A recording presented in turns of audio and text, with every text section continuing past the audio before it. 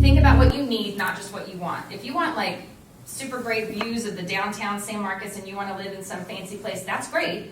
Go hang out with a friend that has that, and then go home to your normal, regularly priced apartment and chill out there. Save some money, okay?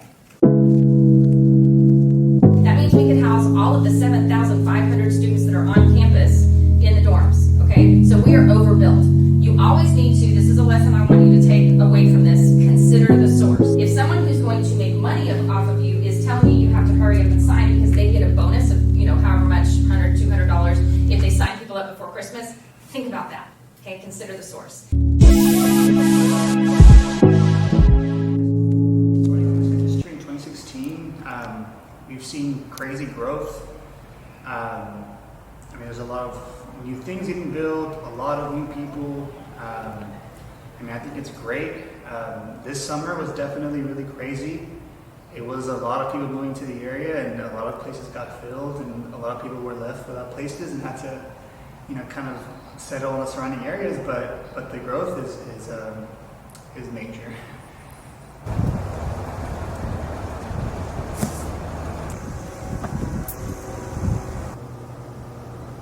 My name is Emily Olguin, and I'm a junior here at Texas State. My living experience here at San Marcos has been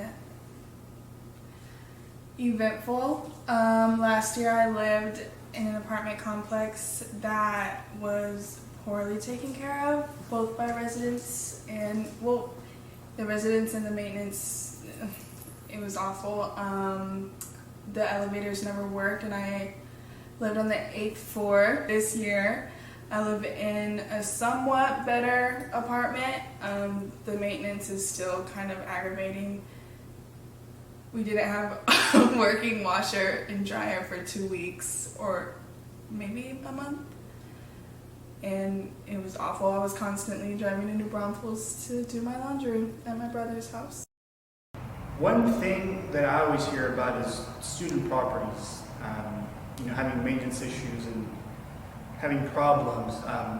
I think with that, it's mainly just the fact that there's so many rooms that are being rented, so many students there, and it's hard for the staff to handle all the maintenance requests, because there's requests coming in from every bedroom basically, versus like a normal apartment where it's by the unit, not by the bed. So I think just like a sheer amount of people and requests definitely makes it tough.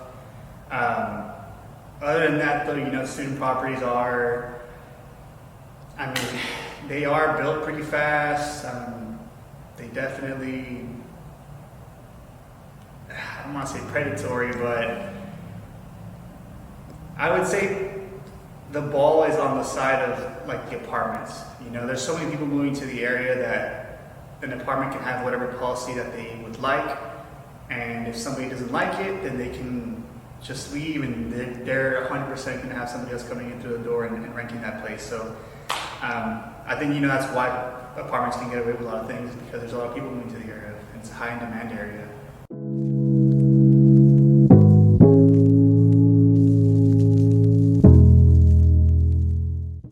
Your lease agreements, right? We're talking $5,000, $10,000, $15,000 for some of these contracts. I think the other day, one of us saw a $20,000 contract for one of the apartments at your campus. That's a lot of money to tie yourself to. It's a lot of financial responsibility. You probably want to know what's in your contract before you sign it, right? We want you to be savvy consumers about this, right? To know what you're getting into before you get into it, right? Once you sign it, you may be stuck with it, and we want you to know what your rights and responsibilities are, so you can make an informed choice about, hey, this makes more sense to me, right? Bills, and then you basically just show up moving day, pick up your key, and you're ready to go. So that's one of the good things, and plus all the study rooms, all the pools, they'll give you free food, all the events. You're around like similar crowds to yourself, so you get to meet people. They're convenient. They can be reliable. It's just I think that the fact that the issues that come up are pretty serious, and those kind of things obviously get attention and they stick. And most people, I think, don't really make it a point to be like, hey, I had such a good experience at this property. I loved it. I think people expect a good experience and then kind of don't really talk about it because you expect to have a good experience. When you have a bad experience, it's really bad, you know, so you want to talk about it and tell people about it, and then everybody remembers those things. So yeah, I mean, it's really, if you don't have roommates, you want to pay cheap rent, you don't want to find furniture, go for it. Just know that you might have some maintenance issues, but I would suggest just to be patient with the staff and not take it personally, you know, because the staff doesn't own the property. You know, they are students typically just like you, and they might even live there themselves. So I would say just kind of be patient if you have issues and be persistent. I'm paying a lot less for a bigger space than I was last year at my tiny apartment that was on the 8th floor that constantly had throw up in the hallways.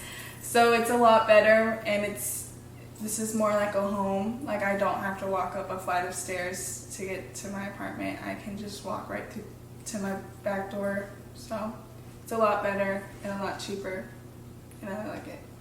It's home.